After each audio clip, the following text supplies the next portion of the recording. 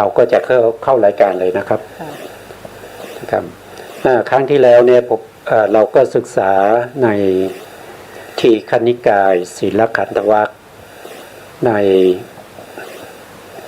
สามัญญผลสูตรซึ่งเป็นสูตรที่สองนะครับซึ่งเป็นสูตรที่พระเจ้าอาชาติศัตรูนะครับได้มาทูลถามพระพุทธองค์เกี่ยวกับเรื่องของสามัญญผลที่เห็นประจักษ์ในภพนี้คือหมายความว่าที่ท่านออกบวชเนี่ยท่านสามารถจะบัญญัติหรือสามารถที่จะบอกได้ไหมว่าปัจจุบันนี้ท่านบวชแล้วท่านได้อะไรที่เห็นที่สามารถเห็นได้โดยเป็นรูปธรรมก็มาถามพระพุทธองค์พระพุทธองค์ก็ตอบไป2ข้อแล้วนะครับที่เราศึกษาไปก็คือข้อที่1ก็ตอบว่าข้าทาสบริวารนะครับที่เขาจะต้องดูแลพระเจ้าอาชาติศัตรูเนี่ยต้องคอยปฏิบัติต้องคอยดูแลต้องคอยดูว่าพระเจ้าอาชาติศัตรูจะชอบอะไรนะเสร็จแล้วตอนหลังเนี่ยเขาก็มาคิดว่านะครับว่าพระเจ้าชาติศัตรูก็เป็นมนุษย์เราก็เป็นมนุษย์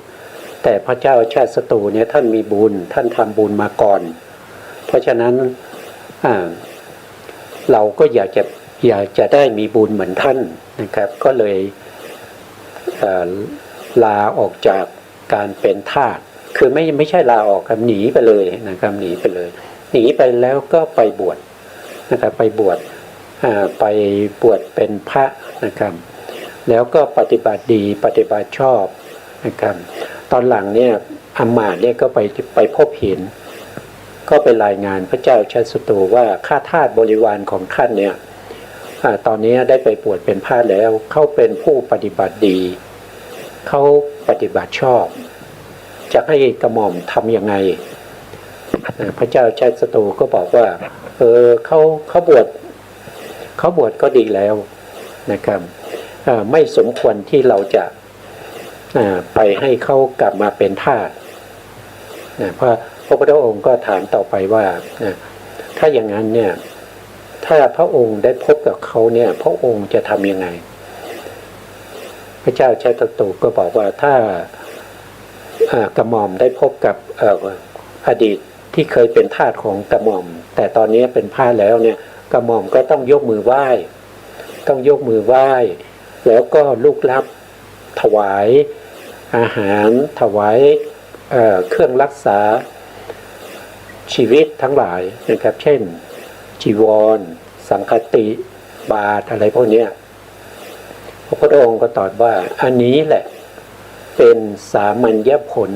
ที่เห็นได้ด้วยการประจักษ์แจ้งในปัจจุบันนี้จากคนที่เป็นทาสที่ถูกพระองค์ใช้สอยบังคับให้ทำนู่นทำนี่พอออกบวชแล้วพระองค์ยังต้องยกมือไหว้แล้วก็ยังจะต้องลุกลับต้องถวายอาหารต้องทำนู่นทำนี่เพื่อบูชาอันนี้เป็นสามัญญผลข้อที่1ที่พระพุทธองค์ต่อไปนะครับข้อที่2ก็คือพระองค์ก็ตอบว่าพวกที่เป็นพ่อค้านะครับเป็นข้าบดีเป็นนักธุรกิจทั้งหลายเนี่ยที่ต้องเสียภาษีให้พระองค์เนี่ยแล้วเขาก็คิดว่าเราทำงานแทบตายต้องเสียภาษีให้พระเจ้าชาติศัตรูพระเจ้าชาติศัตรูก็เป็นคนเราก็เป็นคนอย่ากันนั้นเลยพระเจ้าชาติศัตรูเขามีบุญเราก็อยากมีบุญเหมือนท่านในภพต่อไปเราอาจจะได้เป็นกษัตริย์บ้างก็เลยออกบวชนะครับออกบวชแล้วก็ประพฤติปฏิบัติดี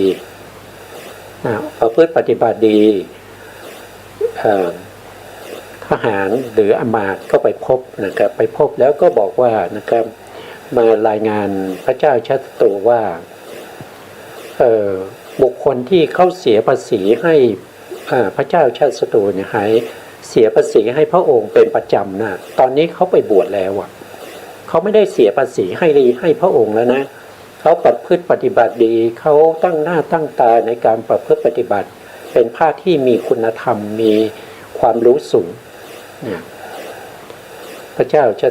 พระพุทธเจ้าองค์ก็ถามว่าแล้วพระองค์จะทำยังไงกับข้าราชบดีหรือว่านักธุรกิจทั้งหลายที่เขาไปบวชพระองค์ก็ตอบว่าหม่อมฉันทำอะไรไม่ได้นะหม่อมฉันจะต้องดูแลนะครับจะต้องยกมือไหว้เมื่อมาพบเห็นจะต้องถวายอาหารจะต้องดูแลเขาเป็นอย่างดีพระพุทธองค์ก็ตอบว่าอันนี้ก็เป็นสามัญญผลที่เห็นประจักษ์ในภพนี้นะขนาดเขาเป็นผู้เสียภาษีให้พระองค์เนี่ยพระองค์อยากได้ภาษีก็ไปเรียกร้องได้แต่ตอนนี้เขาเป็นพระแล้วพระองค์ไม่สามารถที่จะต้องทำอย่างนั้นได้จะต้องยกมือไหว้จะต้องถวายอาหารจะต้องคอยรูปรับเขาอันนี้ก็เป็นสามัญญผลข้อที่สองนะครับต่อไปเราก็จะมาในข้อที่สามนะครับซึ่งจะได้ขออาจารย์กันดานะครับเป็นผู้ที่สาธยายในข้อธรรมข้อที่102ครับผมเชิญครับสุมังคละวิลาสินีอัตถกถาทีฆนิกายศีลขันธวรรคข้อที่102ข้าแต่พระองค์ผู้เจริญพระองค์อาจทำให้รู้สามัญญผลที่เห็นในประจักษ์ในปัจจุบันแม้ข้ออื่นทั้งดียิ่งกว่าทั้งประณีตกว่าสามัญญผลที่เห็นประจักษ์เหล่านี้ได้หรือไม่อาจอยู่มหาบพิตร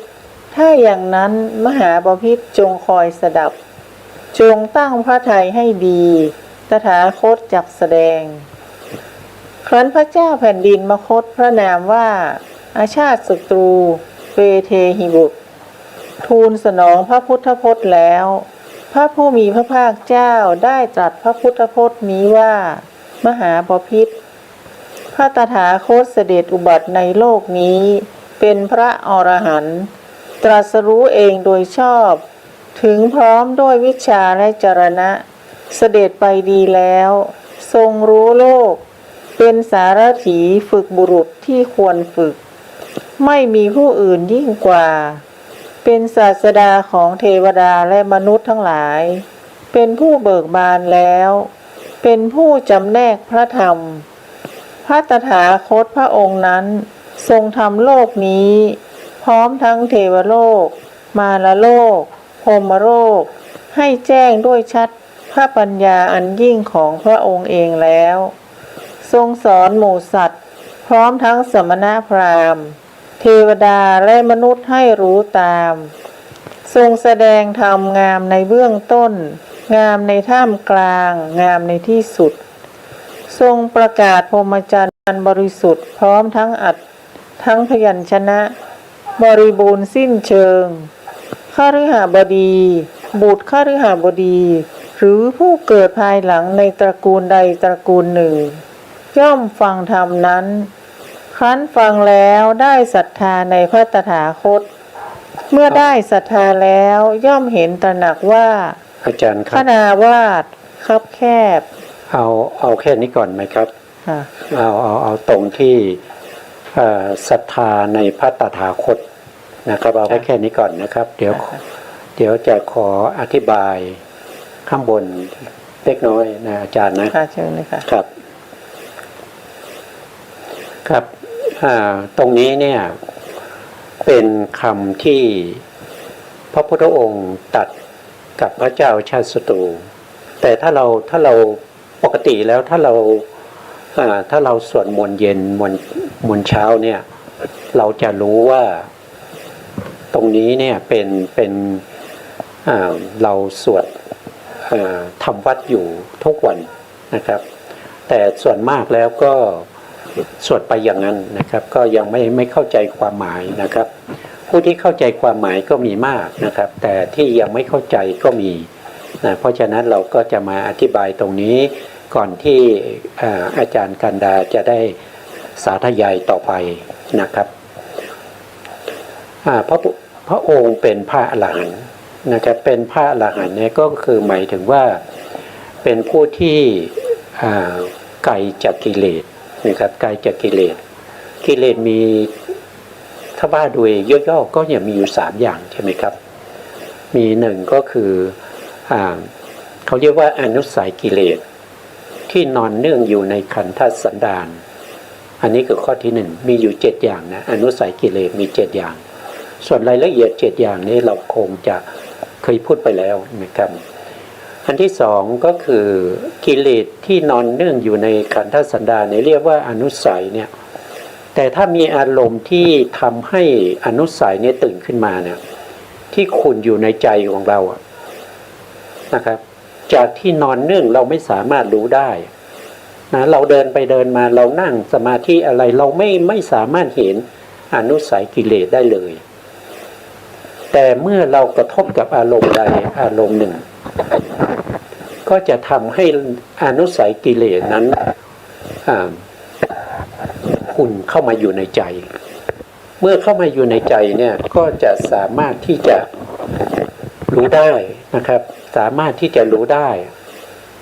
อย่างเช่นเรามีความโกรธเนี่ยในใจเราเนี่ยรู้ได้ใช่ไหมครับเรามีความอยากความต้องการในใจเรารู้ได้ตอนที่ใจเรารู้เนี่ยเราไม่เรียกว่าเป็นอนุสัยแล้วนะครับคือมันพ้นจากความเป็นอนุสัยขึ้นมาอยู่ในใจแล้วเขาเรียกว่าปริยุทธานะกิเลสอันนี้เป็นกิเลสตัวที่2ขุ่นอยู่ในใจนะส่วนเมื่อขุ่นอยู่ในใจมากเข้าหรือมีกำลังมากเข้าเนี่ยก็จะล่วงมาทางวาจาล่วงมาทางกายก็จะเรียกว่าเป็นวีติกัมมกิเลสนะเป็นวีติกัมมกิเลสนะวีติกัมมกิเลสเนี่ยเป็นกิเลสที่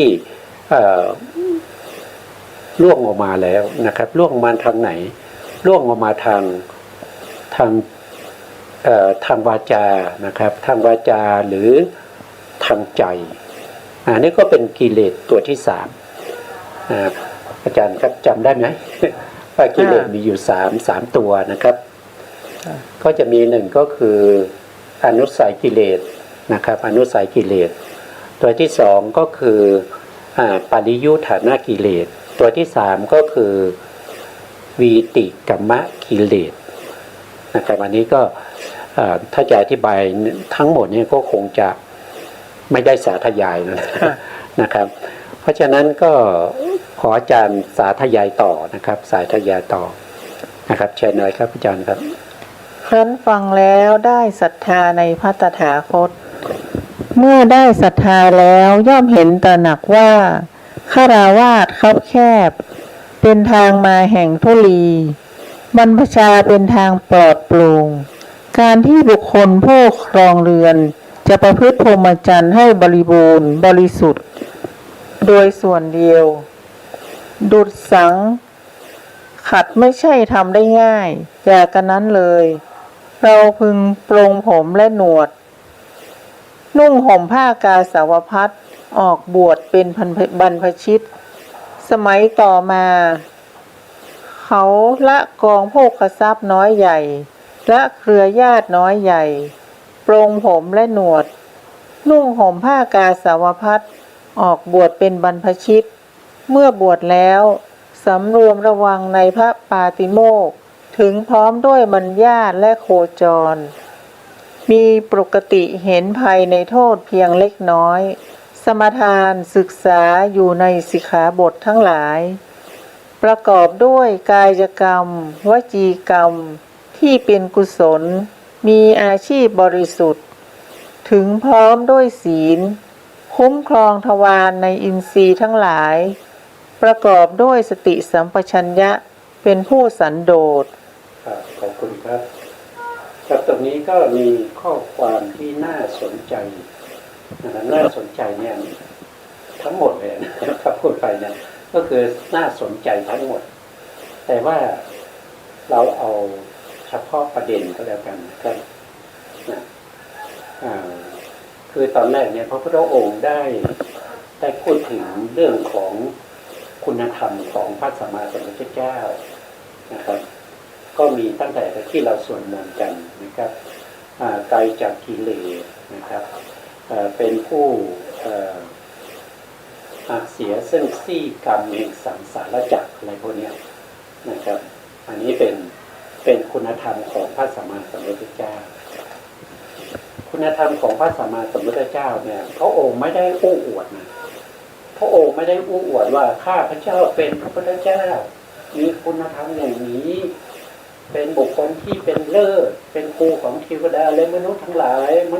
ยต้องมากราบมาบูชาข้าพระองค์พระองค์ไม่ได้หมายความว่าอย่างนั้นนะครับการที่พระพุทธองค์พูดถึงคุณธรรมของพระพุทธเจ้าเนี่ย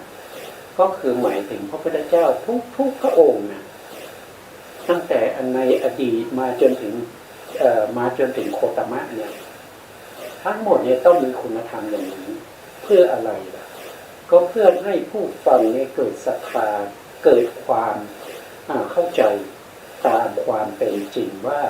บุคคลที่เป็นอย่างนี้เนี่ยหาไม่ได้อีกแล้วเป็นบุคคลที่เราควรให้ความศรัทธา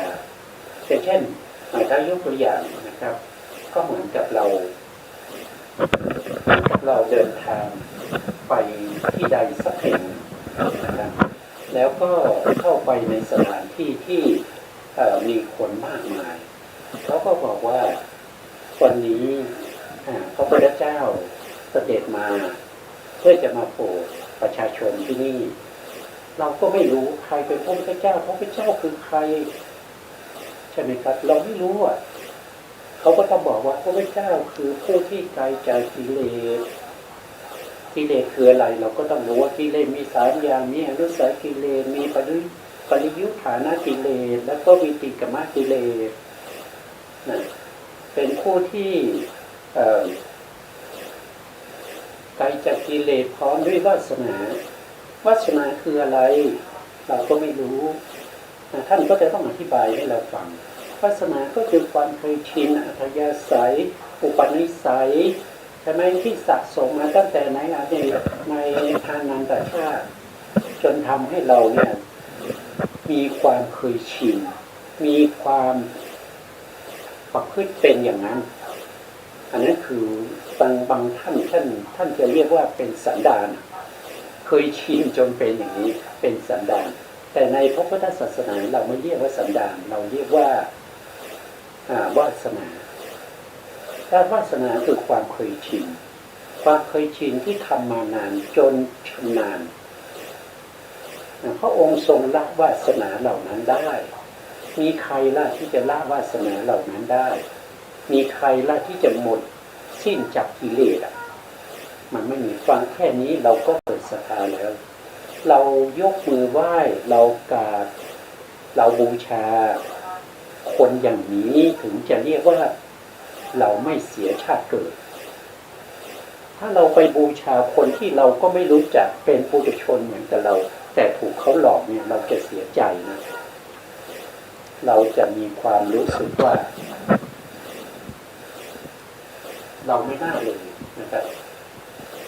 ขายบ้านขายที่ดินขายรถขายเรือขายอะไรทั้งหมดแล้วก็เอาไป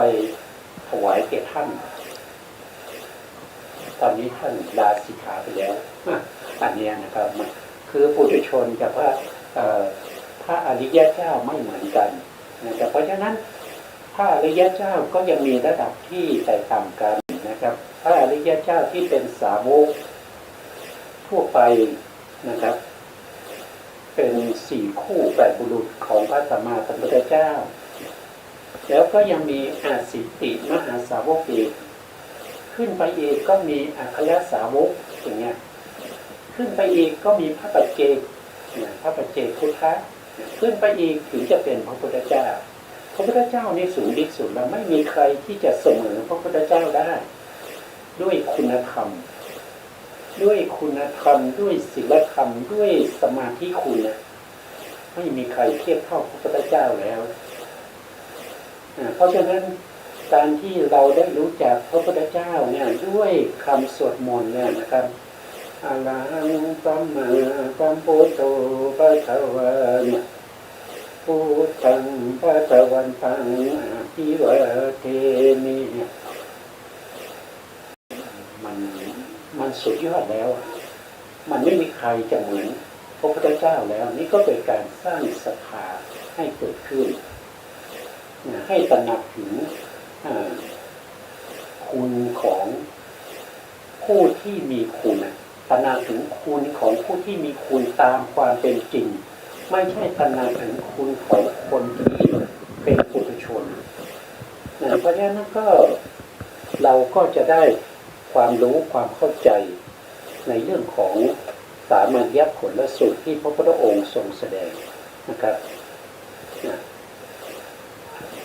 อันนี้ก็เป็นเรื่องที่เราควรจะตระหนักเอาไว้นะครับต่อมาเนี่ยพระพุทธองค์ก็จะแสดงในเรื่องของคุณธรรมนะครับที่สูงกว่าการที่ทาสบริวารหนีไปบวชแล้วก็พระเจ้าชาติศัตรูต้องยกมือไหว้ลุกลับนะครับแล้วก็บุคคลที่เสียภาษีให้แก่พระเจ้าชาติศัตรูหนีไปบวชพระเจ้าชาติศัตรูจะต้องคอยดูแลรับใช้อันนี้ก็เป็นข้อที่3นะครับที่เรากำลังจะพูดถึงเนี่ยนะครับข้อที่3ก็เรื่องของจุลศีลนะครับในข้อธรรมข้อที่103นะครับก็เรียนเชิญอาจารย์กันดาช่วยสาธยายนะครับจุลศีลข้อที่103มหาบพิตรอย่างไรภิกษุจึงชื่อว่าเป็นผู้ถึงพร้อมด้วยศีล 1. ภิกษุในธรรมวินัยนี้ละการฆ่าสัตว์เว้นขาดจากการฆ่าสัตว์วางไม้วางมีดมีความละอายมีความเอ็นดูมีความกรุณาหวังประโยชน์แก่สัตว์ทั้งปวงอยู่แม้ข้อนี้ก็เป็นศีลของเธอประการหนึ่ง 2. เธอละการลักทรัพย์เว้นขาดจากการลักทรัพย์รับแต่ของที่เขาให้ต้องการแต่ของที่เขาให้ไม่ประพฤติตนเป็นขโมยเป็นผู้สะอาดอยู่แม้ข้อนี้ก็เป็นศีลของเธอประการหนึ่ง 3. เธอละกรรมเป็นข้าศึกแก่พรหมจรรย์ประพฤติพรหมจรรย์ประพฤติห่างไกลเว้นขาดจากเมถุนอันเป็นเรื่องของชาวบ้านแม้ข้อนี้ก็เป็นศีลของเธอประการหนึ่ง 4. เธอละการพูดเท็จเว้นขาดจากการพูดเท็จพูดแต่คำจริงดำรงคำสัตย์มีถ้อยคำเป็นหลักฐานควรเชื่อได้ไม่พูดลวงโลกแม้ข้อนี้ก็เป็นศีลของเธอประการหนึ่ง 5. เธอละคำส่อเสียดเว้นขาดจากคำส่อเสียด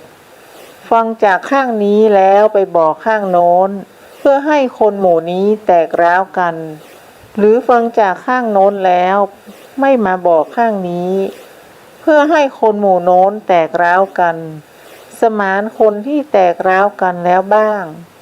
ส่งเสริมคนที่พร้อมเพรียงกันแล้วบ้าง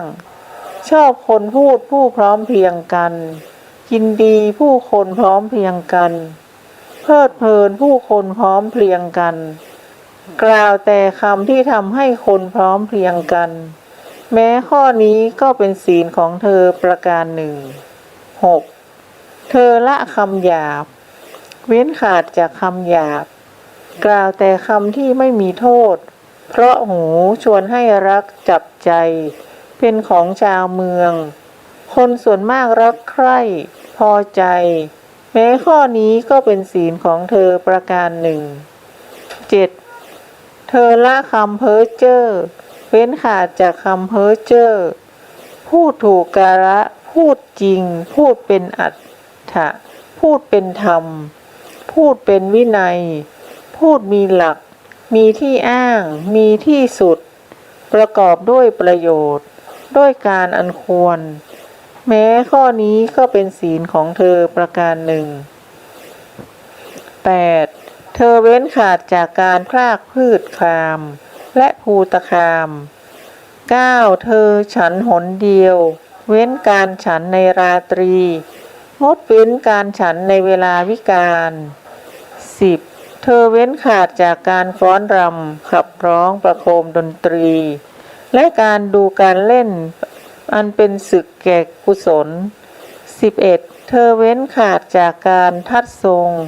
ประดับและการตกแต่งร่างกาย ด้วยดอกไม้ของหอม และเครื่องประเทืองผิว อันเป็นฐานแห่งการแต่งตัว 12. เธอเว้นขาดจากการนั่งนอนบนที่นั่งที่นอนอันสูงใหญ่ 13. เธอเว้นขาดจากการรับทองและเงิน ขอบคุณนะครับอันนี้ก็คือเขาเรียกว่าเป็นจุลศีลนะครับก็คือศีลที่ถือว่าเป็นศีลที่เบื้องต้นนะครับเป็นจุลแปลว่าเล็กน้อยนะครับเล็กน้อยเป็นศีลที่เล็กน้อยผู้ที่ออกบวชในพระพุทธศาสนาเนี่ยก็จะต้องมีจุลศีลมัชฌิมาศีล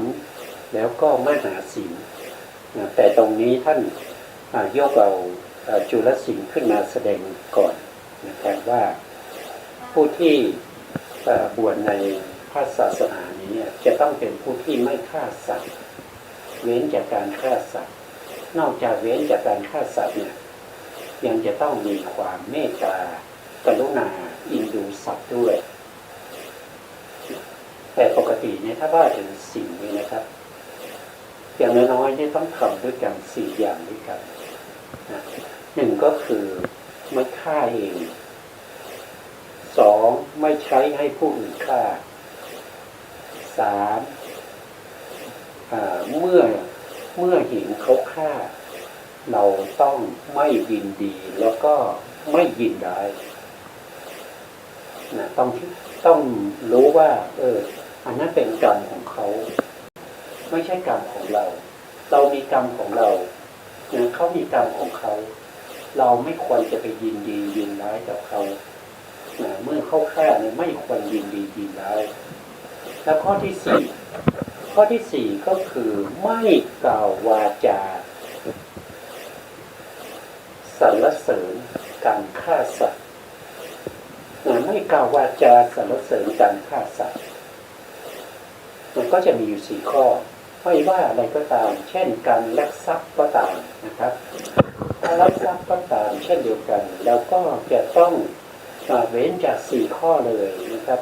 1ก็คือไม่ลักเอง2ไม่ใช้ให้ผู้อื่นลัก3เมื่อเห็นเขาลักเนี่ยก็ไม่ต้องไปยินดียินร้ายนะข้อที่4ไม่กล่าววาจา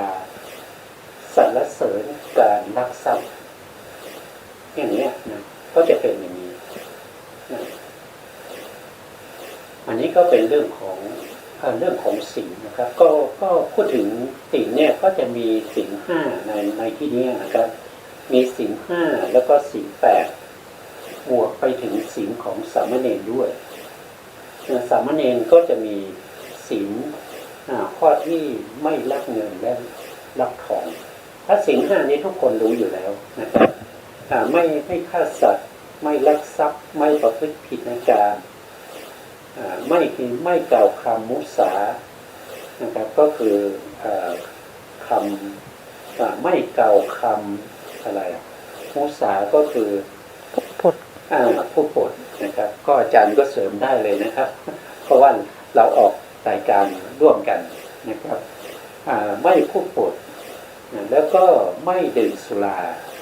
อย่างเงี้ยนะถ้าเป็นศีล8เขาเพิ่มขึ้นมาก็คือไม่กล่าวคำสดเสียดคือยุยงให้เขาแตกกันไม่กล่าวคำหยาบคายเพ้อเจ้อแล้วก็เผยเจอแล้วก็มีอะไรอีกข้อศีลข้อ3ในข้อ5ก็เปลี่ยนเป็นธรรมจริยาก็คือศีล8ไม่ยุ่งเกี่ยวกับเพศตรงข้าม นะครับถึงแม้ภรรยาก็จะไม่อยู่ร่วมกัน ไม่นอนด้วยกันอย่างนี้นะครับแล้วก็ยังมีก็คือไม่บริโภคอาหารในเวลาพิการในเวลาพิการนะยามวิการ แล้วก็นั่งนอนในที่อันสูงใหญ่นั่งนอนในที่อันสูงใหญ่ หรือว่าภายในยัดด้วยนุ่นและสำลีอะไรพวกนี้แล้วยังมีอีกการรับเงินทองรับเงินทองนั้นก็เป็นศีลของสามเณรศีล10นะครับก็มารวมอยู่ในนี้เพราะฉะนั้นในนี้เนี่ยก็จะรวมทั้งคนง่ายๆก็คือศีล10สามเณรของสามเณรสามเณรดีด้วยนะครับแต่ก็ยังพิเศษไปก็คือวาจาเนี่ยก็จะมี4ใช่ไหมใช่วาจาก็จะมี4ทางกายมี3นะทางกายมี3วาจา4ทางใจยังไม่มีใช่ไหมครับทางใจยังไม่มีนะอันนี้เดี๋ยวต้องต่อข้อที่14ต่อเราต้องอันนี้ยังไม่มีต่อไปก็ข้อที่14ครับ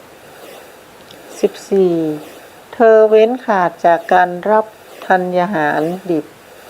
เธอเว้นขาดจากการรับเนื้อดิบ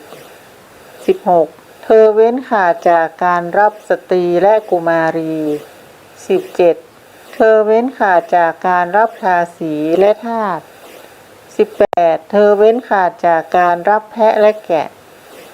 19เธอเว้นขาดจากการรับไก่และสุกร20เธอเว้นขาดจากการรับช้างโคม้าและลา21เธอเว้นขาดจากการรับไร่นาและที่ดิน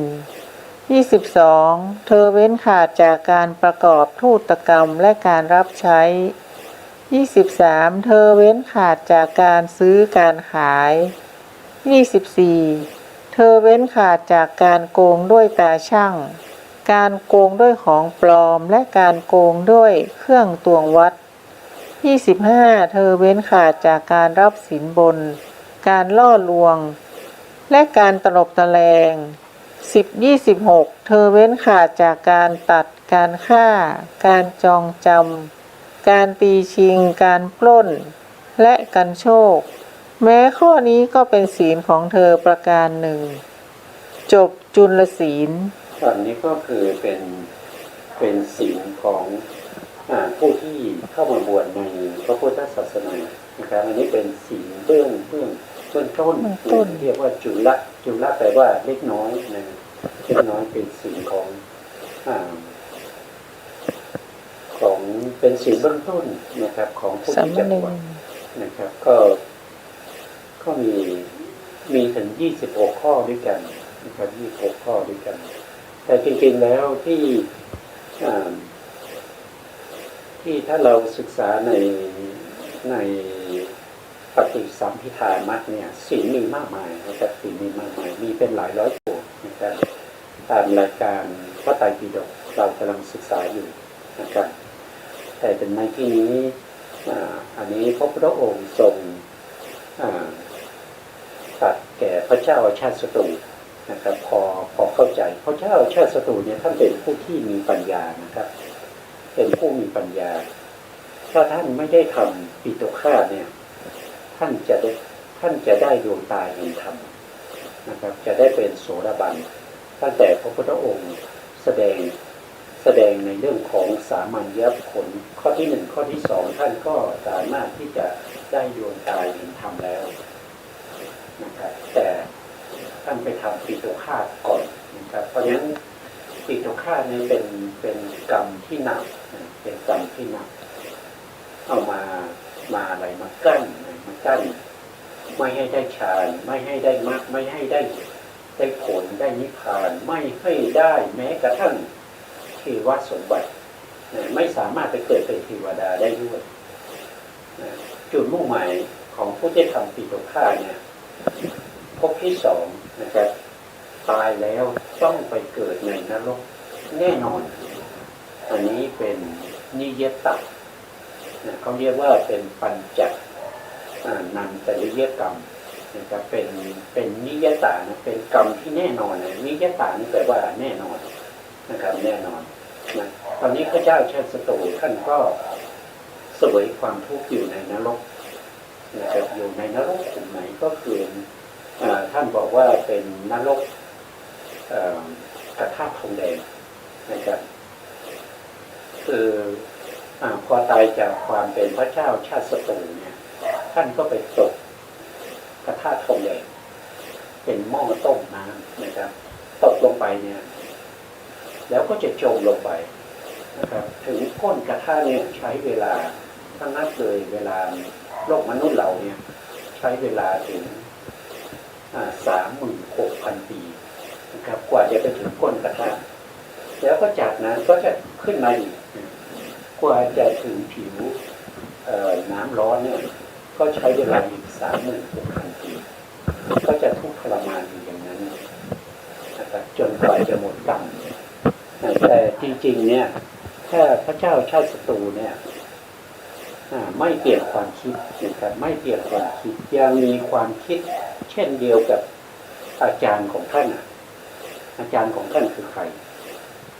นะอาจารย์ของท่านคือพระเทวทัตนะตอนแรกในพระเทวทัตเนี่ยเสี่ยมสอนพระเจ้าชาติศัตรูเนี่ยให้ฆ่าพระเจ้าพิมพิสารเพื่อจะได้เป็นขึ้นเป็นกษัตริย์นะครับแต่แบบหมดแบบขึ้น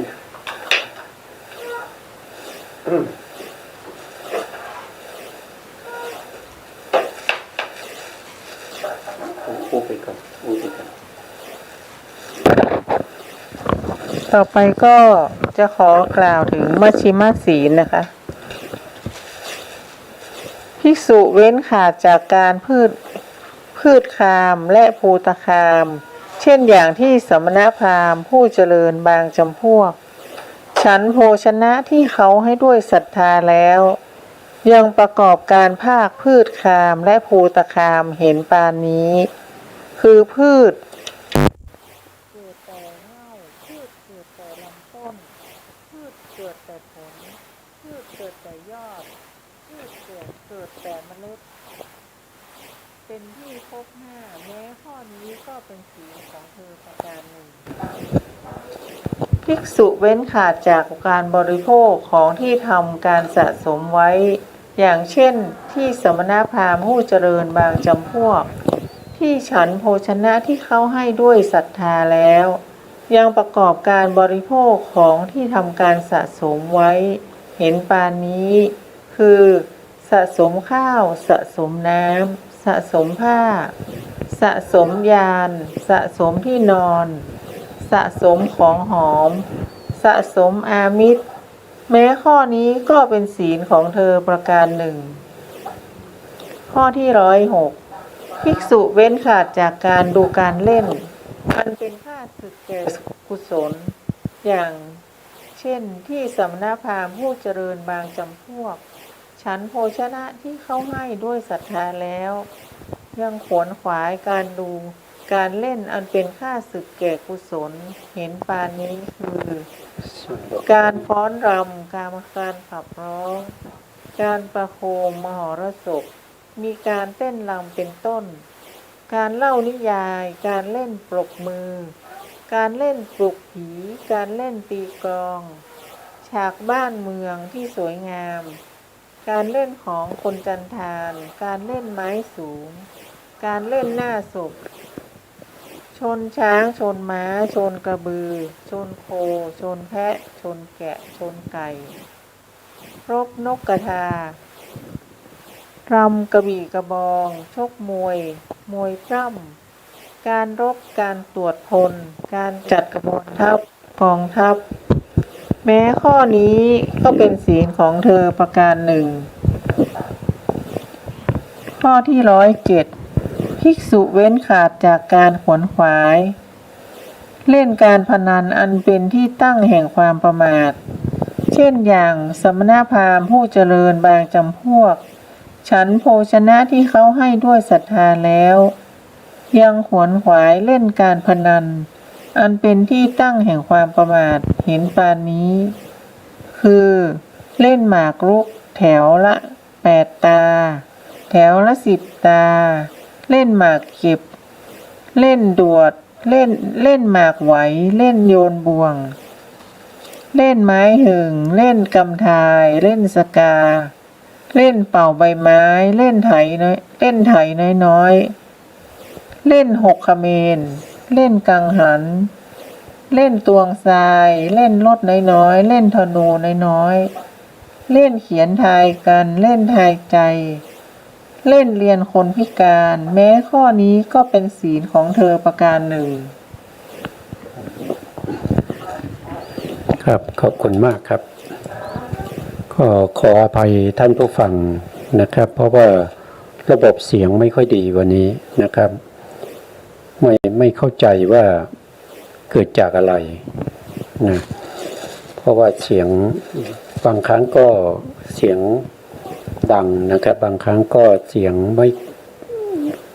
ไม่ค่อยได้ยินนะอันนั้นก็เป็นเรื่องปัญหาทางเทคนิคนะครับเราก็จะแก้ไขต่อไปนะที่อาจารย์ท่านได้สาธยายมานะครับในเรื่องของจุลศิลป์เมื่อกี้อธิบายจุลศิลป์เนี่ยพอดีว่าแบตเตอรี่หมดนะครับก็เลยต่อมาชิมาสีก็ดับไปนิดหนึ่งนะครับแล้วก็อาจารย์ก็ได้สาธยายในมัชฌิมศีลต่อนะครับ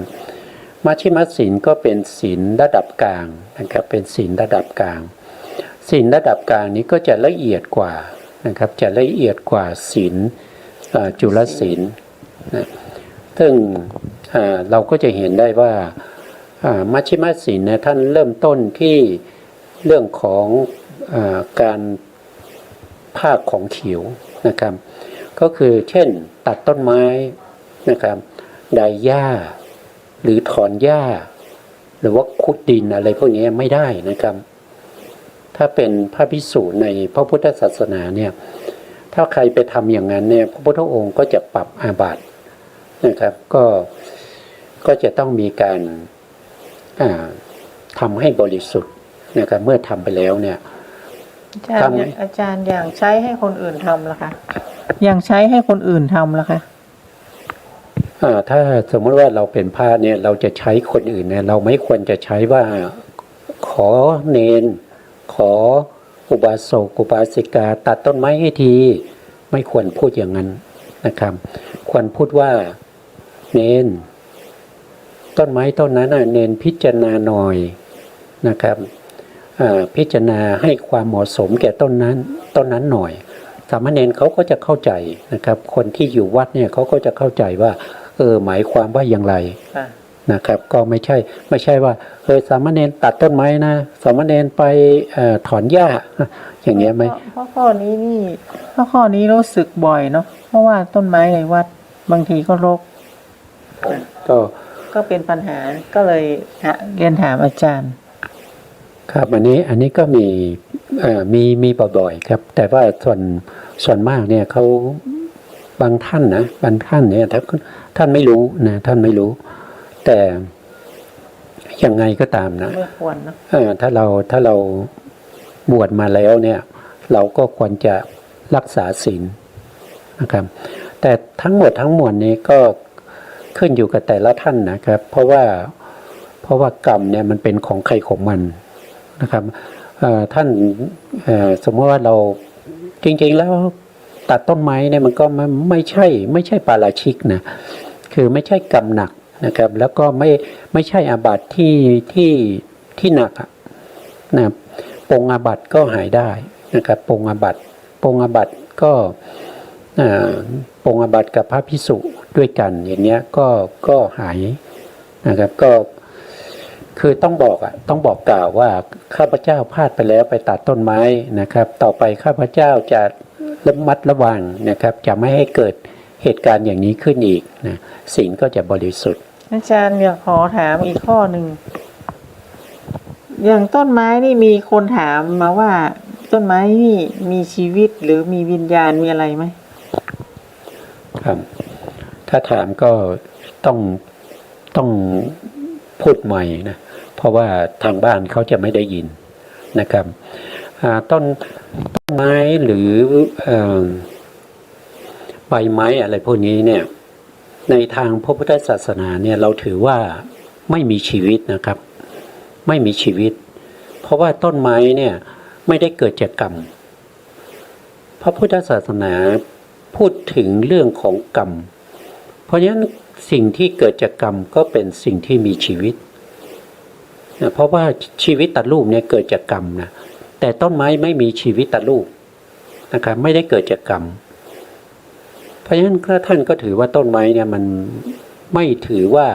มีชีวิตนะแต่ใครทางโลกเนี่ยเขาถือว่าต้นไม้มีชีวิตนะครับแต่ทางพระพุทธศาสนาไม่ได้ถือว่าต้นไม้มีชีวิตเพราะต้นไม้เนี่ยประกอบด้วยรูปแค่8รูปนะครับที่เราเรียกว่าอวินิโพครูป8แล้วก็อวินิโพครูป8นั้นเกิดจากอุตุชรูปก็คือเกิดจากความเย็นความร้อนนะครับถึงจะเป็นต้นไม้มาได้ไม่ได้เกิดจากกรรมนะไม่มีชีวิตตรูปไม่มีวิญญาณนะไม่มีจิตไม่มีใจพูดง่ายๆไม่มีจิตไม่มีใจถือว่าไม่มีชีวิตนะแต่พูดโดยโวหารนะแต่พูดว่าไม่มีจิตไม่มีใจเนี่ยเดี๋ยวบางท่านเนี่ยจะไปเข้าใจว่าภพภูมิที่เรียกว่าอสัญญสัตตภูมิเป็นภูมิที่มีแต่รูปไม่มีนามคือเขาไปเกิดแล้วมีแต่รูปเหมือนกับตุ๊กตานะครับอยู่ในภพภูมินั้นมีชีวิตไหมตอบว่ามีชีวิตนะครับเพราะอสัญญสัตตภูมิเนี่ยท่านเกิดจากกรรมนะเกิดจากกรรมที่ท่านเจริญวิปัสสนาจนได้ฌาน4หรือฌาน5ในอภิธรรมนะแล้วก็เจริญสัญญาวิราคะภาวนาแล้วก็ตายจากความเป็นมนุษย์ไปเกิดเป็นพรหมเรียกว่าอสัญญสัตตพรหมอสัญญสัตตพรหมเนี่ยเกิดจากกรรมถือว่ามีชีวิตถึงแม้เป็นแค่ตุ๊กตาแต่เป็นตุ๊กตาที่รูปร่างดีนะครับเพราะเขาเกิดจากบุญเกิดจากบุญที่เป็นฌานเรายังไม่ได้ฌานเลยนะเขาได้ฌานถึงรูปฌานที่5นะถ้าว่าโดยพระสูตรก็ฌานที่4นะก็ไปเกิดเป็นพรหมรูปร่างเขาดีนะครับเพราะเขาเกิดจากบุญแล้วก็เป็นบุญที่มีกำลังด้วยนะก็ถือว่าเขามีชีวิตแต่ต้นไม้นี่มันไม่ได้เกิดจากกรรมนะเพราะฉะนั้นต้นไม้ก็ถือว่าไม่มีชีวิตนะครับก็อันนี้ก็เป็นมีคำถามอีกไหมครับขอบคุณค่ะไม่มีแล้วค่ะครับถ้างั้นเราก็ต่อไปในข้อต่อไปนะครับข้อที่1ก็เรื่องของต้นไม้นะเรื่องของพืชที่เกิดจากเง่าเกิดจากลำต้นเกิดจากผลเกิดจากยอดเกิดจากเมล็ดอะไรพวกนี้พระพุทธองค์ไม่ให้ทำลายถ้าใครทำลายหรือว่าตัดต้นไม้ก็ถือว่าเป็นอาบัติต่อไปข้อที่105สาธยายแล้วยังครับสาธยายแล้วค่ะถึง107แล้วถึง107แล้วเหรอครับ105อีกสักที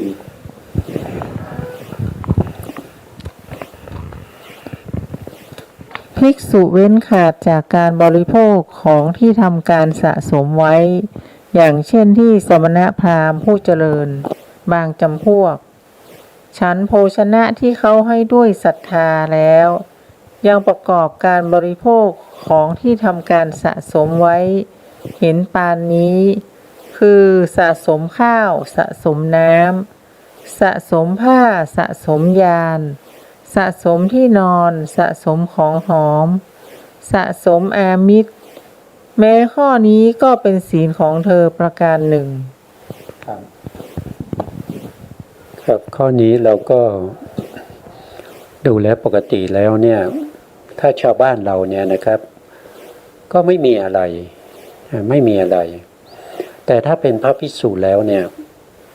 สะสมไม่ได้นะครับ เช่นอาหารเนี่ยอาหารที่เราบิณฑบาตมาเนี่ยเราจะฉันได้เฉพาะตอนเช้าแล้วก็เพลนะครับถ้าเลยเวลานะครับก็คือเที่ยงไปเนี่ยอาหารนั้นน่ะจะฉันไม่ได้นะจะเก็บไว้พรุ่งนี้เช้าไม่ได้นะครับเป็นอาบัตินะ